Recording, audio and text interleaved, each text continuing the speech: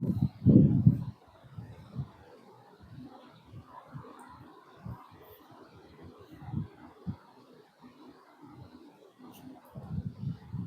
Dear students, welcome to Lakshya academy. आज हम जो पार्ट पढ़ने वाले हैं, पार्ट है हमारा पार्ट 3 है। इससे पहले हमने एटॉमिक स्ट्रक्चर के बारे में पढ़ा है, क्या है उसके बारे में आप देख चुके हैं। ठीक है, एटॉमिक स्ट्रक्चर के बारे में हम थोड़ा बहुत कुछ पढ़ चुके हैं। इलेक्ट्रॉन, प्रोटॉन, न्यूट्रॉन के बारे में हम थोड़ा बहुत पढ़ चुके हैं। अभी जो पढ़ने वाले हैं क्या है उसमें समझते हैं। तो जैसे हमने बोला था कि ये जो बीच वाला पार्ट होता है इसे हम क्या कहते हैं, नाभिक कहते हैं। क्या कहते हैं? नाभिक कहते हैं, न्यूक्लियस बोलते हैं। इसके अंदर क्या होते हैं, आपके प्रोटॉन होते हैं और न्यूट्रॉन होते हैं। ये आपने समझा था। ये बाहरी जो आप चक्र देख पा रहे हैं इन्हें हमने बोला था कक्षा कहा था। क्या कहा था इन्हें? हमने इन्हें कक्षा कहा था, ऑर्बिट कहा था। अब इसमें हम समझते हैं बाहरी वाले जो इलेक्ट्रॉन्स, ये येलो कलर से आप देख पा रहे हैं, इन्हें हम क्या बोलते हैं? इलेक्ट्रॉन कहते हैं, है ना। इन्हें ही बोलते हैं हम संयोजी इलेक्ट्रॉन या फ्री इलेक्ट्रॉन। जो बाहरी, सबसे बाहरी कक्षा में जो इलेक्ट्रॉन होंगे उन्हें हम कहेंगे फ्री इलेक्ट्रॉन्स या संयोजी इलेक्ट्रॉन्स। अब इसमें हम समझने वाले थे कि जो प्रोटॉन होते हैं, न्यूट्रॉन होते हैं या फिर इलेक्ट्रॉन होते हैं, इनका हमने परमाणु भार कितना होता है वह पढ़ा है ना। आवेश कितना होता है वह पढ़ा है। और रिपीट कर लेंगे अगर हमें लगेगा कि हमने अगर कुछ छूट गया है तो हम आगे सेशन में कंटिन्यू करते जाएंगे। अब एटॉमिक स्ट्रक्चर की हम बात करें तो जैसे हमने इसको क्या, किससे तुलना की थी इसकी? हमने तुलना की थी हमारे सौर मंडल से। किससे तुलना की थी हमने? हमारा जो सौर मंडल है उससे हमने तुलना की थी परमाणु संरचना की। इस तरह से जैसा हमारा सौर मंडल है उसी तरह से क्या होता है, आपका जो परमाणु संरचना है वह बनाई गई है, एटॉमिक स्ट्रक्चर बनाया गया है ना। चलिए, अब सौरमंडल की हमने बात की थी कि सौरमंडल के जैसे होता है। अब आपने सुना होगा कि हमारा जो सौरमंडल है उसमें क्या होता है, बीच में क्या होता है आपका? बीच में होता है सन, होता है सूर्य, होता है आपका, है ना। उसके परिभ्रमण, है ना, चारों ओर क्या होते हैं, अलग अलग ग्रह परिक्रमा करते हैं। तो आपने सुना होगा, आपके लिए क्वेश्चन है कि दो ऐसे ग्रह हैं जो क्लॉकवाइज घूमते हैं और बाकी ग्रह जो है वो एंटी क्लॉकवाइज घूमते हैं। तो आप कमेंट करके बताएंगे कि कौन से जो ग्रह हैं वो क्लॉकवाइज घूमते हैं और कौन से ग्रह एंटी क्लॉकवाइज घूमते हैं। तो इसी तरह से हमारे जो इलेक्ट्रॉन्स हैं वो भी कक्षा में घूमते हैं, है ना। तो क्वेश्चन ये आना चाहिए कि इनमें भी कोई सी ना कोई सी क्या होना चाहिए, गति होना चाहिए, है ना। सौरमंडल से हमने जब तुलना की है तो देखते हैं कि हमारे जो इलेक्ट्रॉन्स होते हैं उनमें कौन सी गति होती है। तो इसमें गति की बात करें हम तो दो प्रकार की गति होती है। ठीक है, इसमें जो गति होती है वो कितने प्रकार की होती है? दो प्रकार की यहाँ पर गति होती है। ठीक है, पहला देख पा रहे हैं आप, ठीक है, चक्रण गति, जिसे हमने बोला स्पिन मोशन। क्या कहा हमने? Spin motion. और दूसरा है यहाँ पर कक्षीय गति, जिसे बोला हमने ऑर्बिटल मोशन। अब दोनों गति में अंतर क्या होता है, चक्रण गति क्या होती है और कक्षीय गति क्या होती है, उसे समझ लेते हैं। कि जब जो हमारा इलेक्ट्रॉन है, ठीक है, ये इलेक्ट्रॉन, ये इसकी कक्षा है, जब ये जगह पर ही घूमेगा तो उसे हम क्या कहेंगे? चक्रण गति। ठीक है, जब वह जगह पर ही घूमेगा उसे कहेंगे चक्रण गति, या फिर इंग्लिश में हम कहें तो इसे कहेंगे स्पिन मोशन, हम इसे कहेंगे। और फिर ये हमारा नाभिक हो गया, प्रोटॉन और न्यूट्रॉन अवस्थित है यहाँ पर, है ना। प्रोटॉन और न्यूट्रॉन अवस्थित है। जब जगह पर हमारा जो इलेक्ट्रॉन है वो घूमेगा, गति करेगा, तो उसे बोले चक्रण गति। और जब ये पूरी कक्षा के अंदर घूमेगा यहाँ पर तो उसे क्या बोलेंगे हम? उसे कहेंगे ऑर्बिटल मोशन। क्या कहेंगे? ऑर्बिटल मोशन कहेंगे। आई होप आपको ये चीजें समझ में आ रही होंगी। जैसे यहाँ पर आप देख पा रहे हैं कि ये इलेक्ट्रॉन जब यहीं पर जगह पर ही घूमेगा तो उसे हम क्या कहेंगे? चक्रण गति कहेंगे। और जब जो इलेक्ट्रॉन है पूरी ये कक्षा के अंदर घूमेगा तब उसे क्या कहेंगे? कक्षीय गति कहेंगे, ऑर्बिटल मोशन हम कहेंगे। आपको ये चीजें समझ में आ रही होंगी, है ना। अब यहाँ पर एक क्वेश्चन ये आता है कि क्या ये क्लॉकवाइज घूमते हैं? ठीक है, क्या ये क्लॉकवाइज घूमते हैं और या फिर क्या होता है, एंटी क्लॉकवाइज घूमते हैं? आप बताएंगे, ठीक है, जैसे हमने आपको कमेंट के लिए क्वेश्चन दिया है। आगे बढ़ते हैं, ठीक है। बाकी इसका आंसर मैं आपको बता दूंगा आगे पार्ट में। यहाँ पर देखते हैं आप, एक प्रोटॉन पर आवेश कितना होता है, तो आप देख पा रहे हैं 1.602। किसी किसी बुक में 1.67 ऐसा कुछ लिखा होगा, -10⁻⁻19 कूलाम। तो ये भी सही है, पर ये जो लिखा है 1.602 ये भी सही है। दोनों आंसर आपके सही होंगे। इलेक्ट्रॉन पर भी सेम आवेश होता है, सिर्फ अंतर क्या होता है कि जो प्रोटॉन होता है उस पर पॉजिटिवली चार्ज होता है और न्यूट्रॉन होता है वहां पर नेगेटिवली चार्ज होता है। आप यहाँ पर देख पा रहे हैं ये जो चार्ज होता है क्या पॉजिटिवली चार्ज होता है आपका। देखिए एक सेकेंड, देखिए ये जो चीजें हैं ये यहाँ पर वैल्यू सेम रहेगी, यहाँ पर नेगेटिव चार्ज रहेगा इलेक्ट्रॉन होगा तो, और यहाँ पर प्लस माइनस का साइन होना चाहिए पर नहीं होता है, ठीक है, यहाँ पर प्लस का साइन नहीं होता इसलिए इस पर पॉजिटिव चार्ज होता है। अब यहाँ पर ये माइनस ही रहेगा, यहाँ से कोई फर्क नहीं पड़ता, उसकी वैल्यू सेम रहती। यहाँ से फर्क पड़ेगा कि अगर यहाँ माइनस लगा हुआ होगा आपका तो इलेक्ट्रॉन का आवेश है, और यहाँ पर कुछ भी नहीं लगा है प्लस है मतलब कुछ नहीं है मतलब वहां पर प्लस है, तो वो क्या होगा आपका प्रोटॉन का आवेश होगा।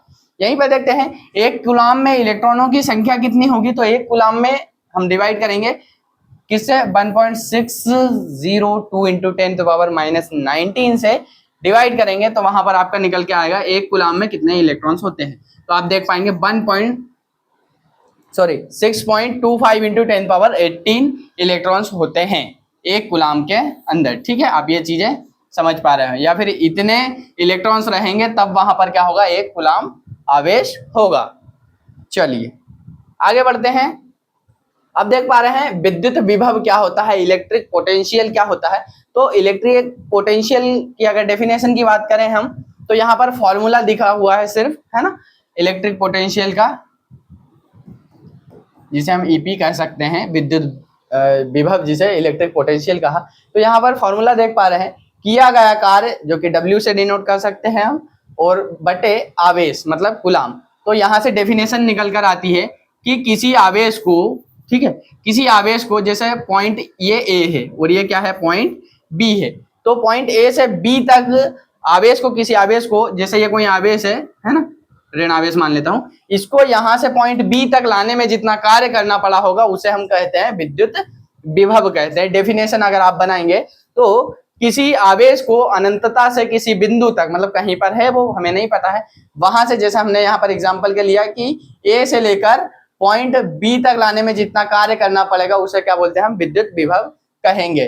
तो किया गया कार्य जो होता है वो हम किस में मापते हैं, जूल में मापते हैं, और जो आवेश होगा उसकी यूनिट क्या बोलते हैं हम, कूलाम हम कहते हैं। आगे बढ़ते हैं। अब अगला कॉन्सेप्ट आता है विभवांतर का, जिसे हम पोटेंशियल डिफरेंस कहते हैं।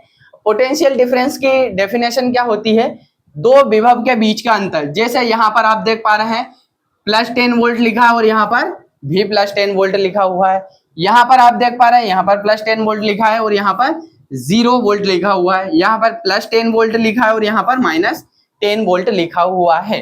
तो जैसे यहाँ पर हमने बोला डिफरेंस, डिफरेंस का मतलब क्या होता है, अंतर, ठीक है। तो अंतर क्या होगा वह बताएंगे। जैसे 2 - 1 = यहाँ पर क्या आना चाहिए, 1 आना चाहिए। ये आपको समझ में आ रहा होगा, है ना। 2 में से 1 घटाएंगे तो कितना आएगा, 1, मतलब इनके बीच का अंतर क्या है आपका, यहाँ पर 1 हो गया। यहाँ पर 3 - 1 करूंगा तो क्या आएगा, 2 आएगा। यहाँ पर देखेंगे प्लस माइनस का साइन देखेंगे, अभी दोनों एग्जाम्पल में क्या है, यहाँ पर प्लस ही प्लस है ना। अब देखिए यहाँ पर 3 - 4 है तो यहाँ पर क्या होगा, -1 होगा क्या, क्योंकि बड़ी जो संख्या है हम घटाते हैं इनमें से, तब आप ये नियम आपको पता होना चाहिए। तो आपके लिए क्वेश्चन ये है कि इन तीनों का जो राइट आंसर होगा वो क्या होगा। मैं अभी लास्ट वाली स्लाइड में इनका आंसर आपको देने वाला हूं, ठीक है। चलिए तब तक आप इसको सॉल्व करेंगे कि दोनों जो क्वेश्चन है आपके इनमें क्या आंसर आएगा, ठीक है। चलिए आगे बढ़ते हैं। पृथ्वी का विभव, ठीक है, पृथ्वी का विभव क्या है, अर्थ पोटेंशियल क्या होता है। तो हम जो पृथ्वी है हमारी उसे हम क्या कहते हैं, एक बहुत बड़ी चालक प्लेट माना है हमने। क्या माना है, बहुत बड़ी चालक प्लेट माना है, ठीक है, चालक प्लेट माना है। अब बहुत बड़ी कोई चालक प्लेट है तो उसका जो चालकता होगी वो क्या होगी, चालकता होगी अनंत, है ना। तो अब चालकता अनंत होगी तो यहाँ पर जो विभव की बात करें हम तो वो क्या होगा, 0 होगा। और जब चालकता अनंत होगी तो वहां पर जो रेजिस्टेंस होगा, यहाँ पर कॉन्सेप्ट समझेंगे, जो प्रतिरोध होगा, ठीक है, प्रतिरोध होगा वो क्या होगा, वो 0 होगा, क्योंकि चालकता उसकी कंडक्टिविटी इन्फिनाइट है, मतलब बहुत ज्यादा है, तो रेजिस्टेंस वहां पर क्या होगा, 0 होगा। और यहीं पर पृथ्वी का जो विभव होता है वो क्या होता है, 0 वोल्ट माना गया है, 0 वोल्ट हम बोलते हैं। एग्जाम्पल के लिए समझ लें कि जो हमारी प्लेट है ना, ये क्या है, एक चालक प्लेट है, इसमें से हम कुछ इलेक्ट्रॉन्स निकाल लें, है ना, इसमें से कुछ इलेक्ट्रॉन निकाल लें या फिर कुछ इलेक्ट्रॉन्स उसमें डाल दें, तो पृथ्वी पर जो हमारी अर्थ है उस पर कोई भी प्रभाव नहीं पड़ेगा। फॉर एग्जाम्पल, कोई समुद्र है, ओशियन है, आप उसमें से 4 बाल्टी पानी अगर निकाल लोगे तो समुद्र को फर्क पड़ेगा क्या? नहीं पड़ेगा। या फिर 4 बाल्टी समुद्र में पानी डाल दोगे तो उसका पानी बढ़ जाएगा क्या? कोई फर्क नहीं पड़ेगा। उसी तरह से आपकी जो अर्थ है वो भी क्या है, एक बहुत बड़ी चालक प्लेट है, कुछ इलेक्ट्रॉन्स आप उसमें डाल दोगे या कुछ इलेक्ट्रॉन्स उसमें से निकाल लोगे तो उससे कोई फर्क नहीं पड़ने वाला है।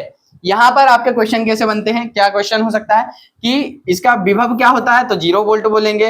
अर्थ का रेजिस्टेंस की बात करेंगे तो 0 ओम होगा, ठीक है, सॉरी यहां पर मैंने वोल्ट लिख दिया था,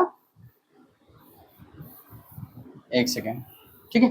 रेजिस्टेंस की बात करेंगे तो 0 ओम यहाँ पर रेजिस्टेंस होगा और जो पोटेंशियल होगा वो क्या होगा, 0 वोल्ट होगा।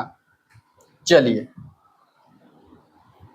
यहां पर आप देख पा रहे हैं ये जो हमारा कोर्स चल रहा है बेसिकली डिजाइन किया गया है एमपीआई आईटीआई जो ट्रेनिंग ऑफिसर की वैकेंसी आने वाली है उसके लिए डिजाइन किया गया है, और बिजली विभाग लाइन परिचालक की जो वैकेंसी है उसके लिए डिजाइन किया गया है। इलेक्ट्रिशियन थ्योरी संपूर्ण कोर्स है ये, बेसिक टू एडवांस लेवल तक का हम इसमें पढ़ने वाले हैं। यहाँ पर इसकी जो टोटल फीस है वो 1500 रुपए है, पर अभी जो हमारी ऑफर प्राइस है वह क्या आपकी 700 रुपए है, 699 रुपए मात्र है। हो सकता है इसकी प्राइस बढ़ जाए। ये जो कोर्स है जरूरी नहीं है इन 2 एग्जाम्स के लिए है, आप इलेक्ट्रिशियन थ्योरी पढ़ रहे हैं, आईटीआई वाले विद्यार्थी, डिप्लोमा इलेक्ट्रिकल इंजीनियरिंग वाले विद्यार्थी, बीटेक वाले जो भी आप पढ़ रहे हैं इलेक्ट्रिकल से रिलेटेड, तो आपके लिए कोर्स बहुत ही बेनिफिशियल या हेल्पफुल होने वाला है। यहाँ पर बहुत सारे एग्जाम्स, इंजीनियरिंग के एग्जाम, डिप्लोमा एग्जाम के लिए, पॉलिटेक्निक वालों के लिए, सभी के लिए ये हेल्पफुल होने वाला है।